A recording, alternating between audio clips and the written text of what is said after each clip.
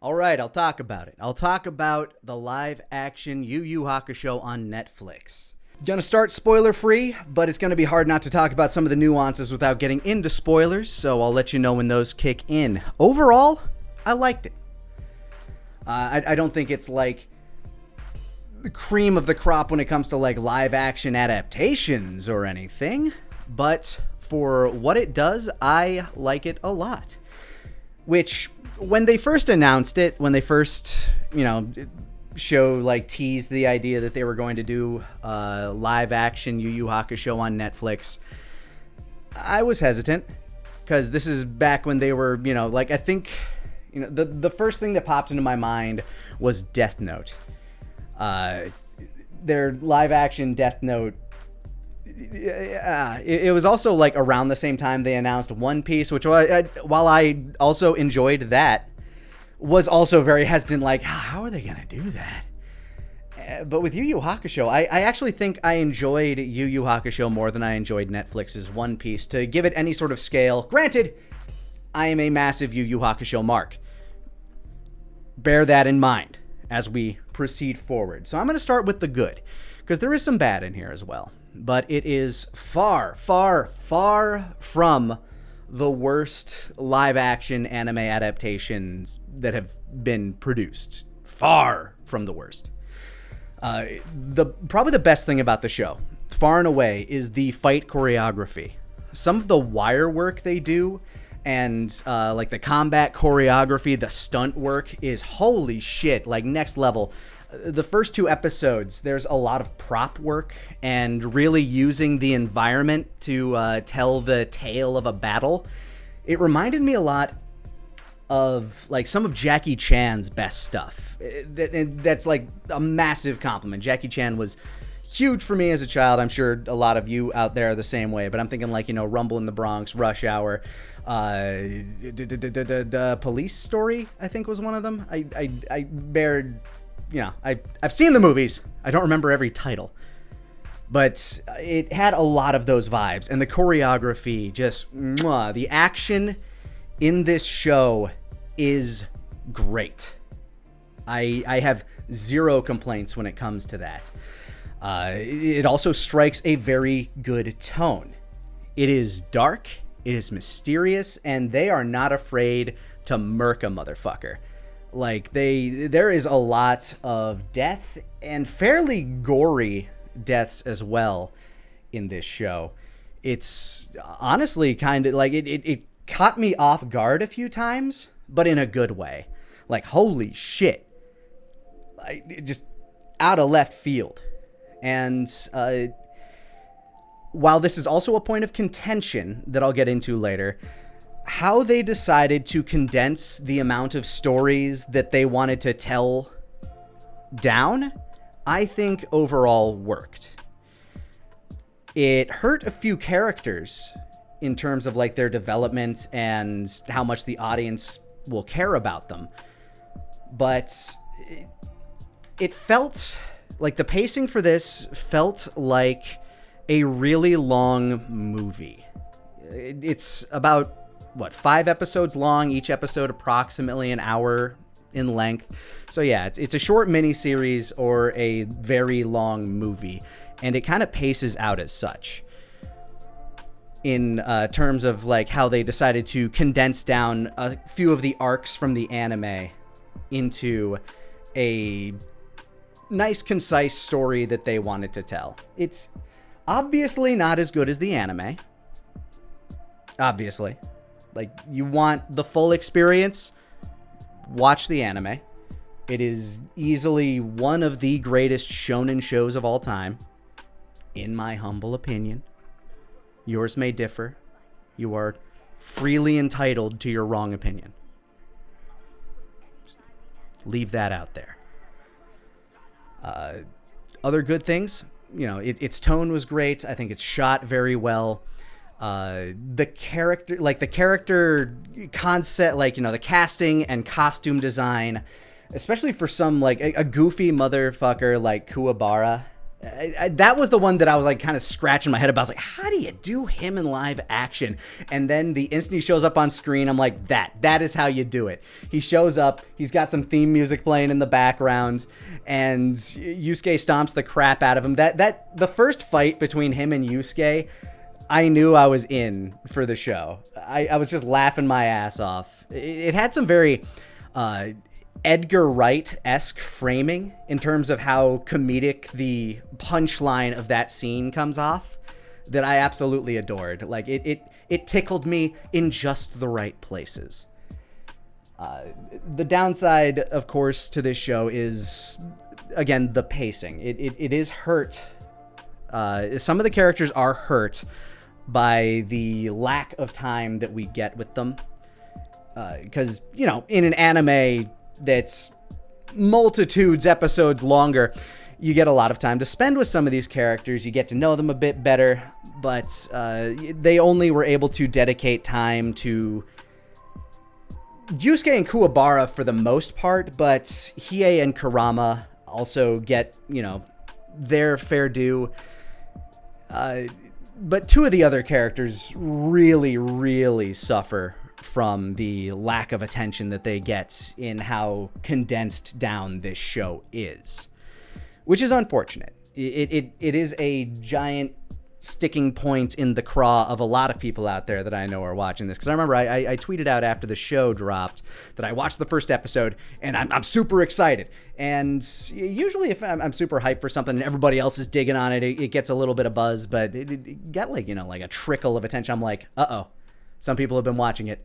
I guess it gets meh at some points. And to me, that point is around episode 3. The first 2 episodes are spectacular.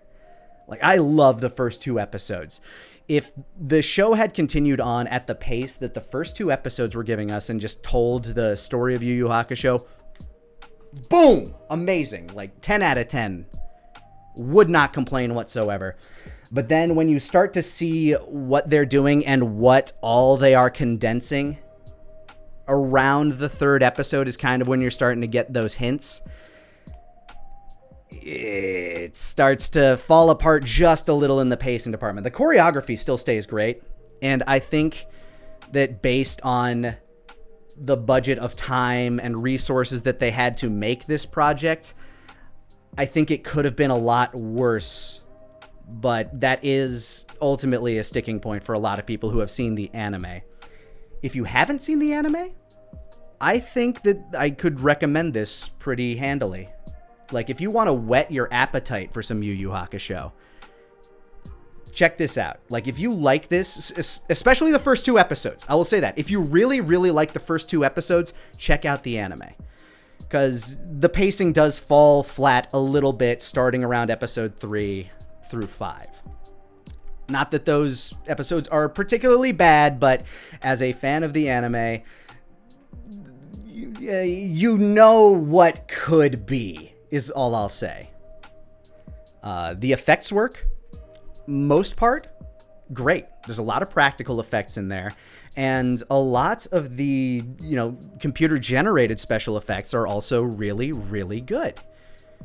Some of them not so much. Some of them are really goofy looking. But overall, net positive. Yeah, I think that's about as much as I can say without getting into super spoilers. But I recommend it for those of you that have not seen Yu Hakusho and want to, test the waters. This is really good. I'll even say this, and this might be heresy, but the first 2 episodes of the live action show might actually be better than the first, 5 or 6 episodes of the anime, which is what those 2 episodes cover. Might be heresy. Willing to say that. Also been a minute since I've gone back and rewatched the anime, so I'm also willing to reverse that decision, but at the moment, in this video, I will say that is the case. I honestly, that was my gut reaction as I was watching. So yeah, check it out. Now, spoilers. You can leave this video or mute it. I don't know. runtime is a thing, I guess, on this. I don't know. Either way. Spoiler time. The ultimate sticking point here is that they decide to condense the first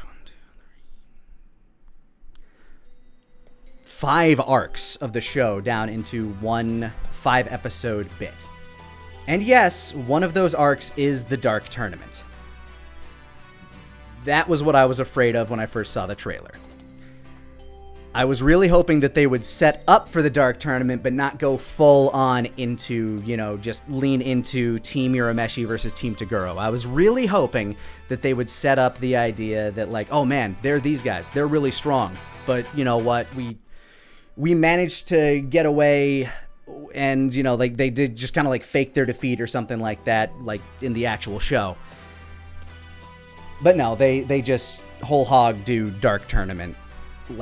But skipping all of the Dark Tournament, which is a decision, and I understand why they made it. I just wish they hadn't, because they just wanted to tell the story of Yu Hakusho through Toguro. Fair. Unfortunately, that absolutely obliterates the character development for both Genkai and the younger Toguro brother. It's honestly like the worst part of the show to me, is how they decided to pace that particular part out. That was like the part that just kind of had me going, oh man, really? Near the end of it all. Because they do Kurama versus Karasu. And it's again, these fight scenes, very well choreographed, really fun to watch. But without all of the build-up leading to it, with Kurama learning how to control his Yoko Kurama form in the Dark Tournaments, and just like being able to kind of do it, you lose a little something there. You lose a little something. And Hiei busting out the Dragon of the Darkness Flame to defeat Bui without previously having to, show it off and show the kind of damage it does to him. You lose a lot there as well.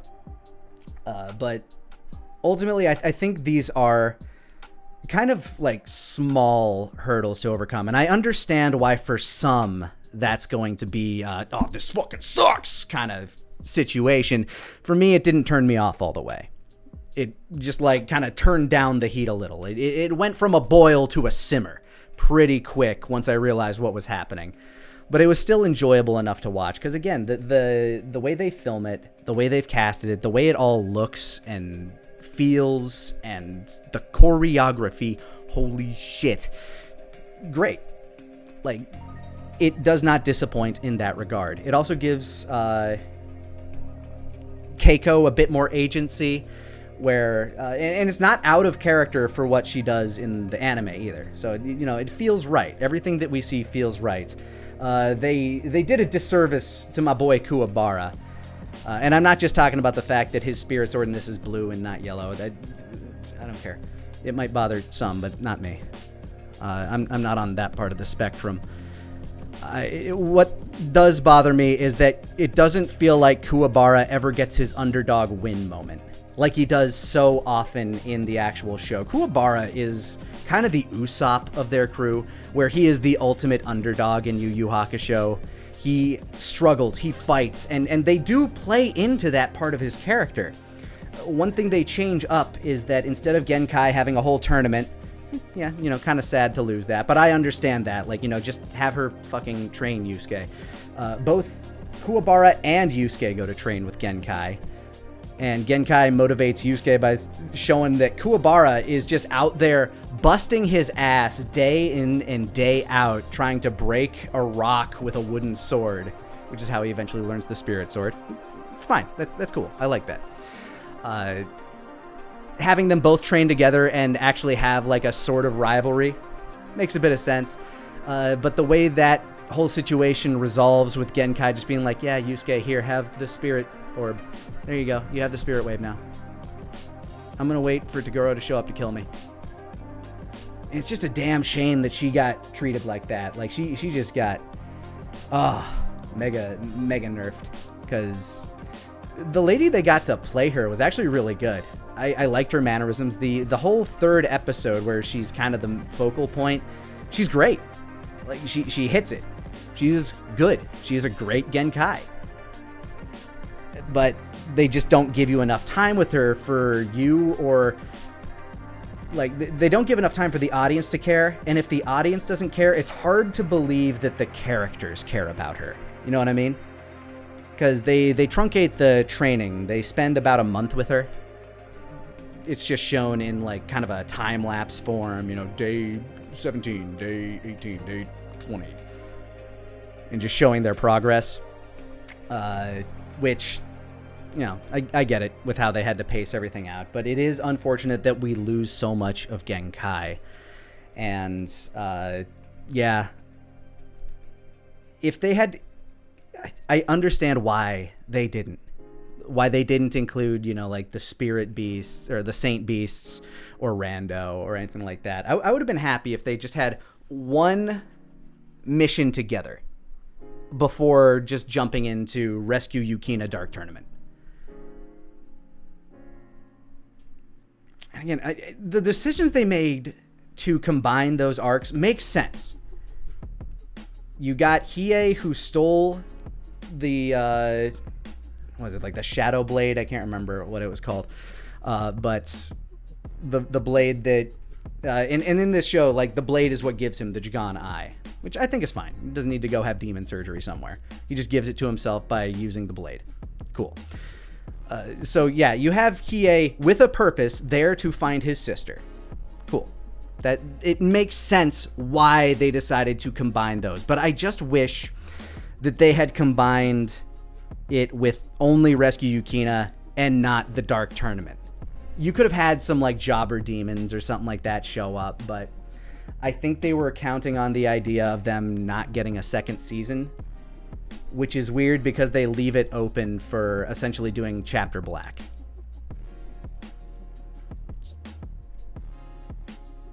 Yeah, they leave that entire thing open for the potential of a sequel season, but you know everybody just wants the Dark Tournament. Not that I think that them doing Chapter Black would be bad.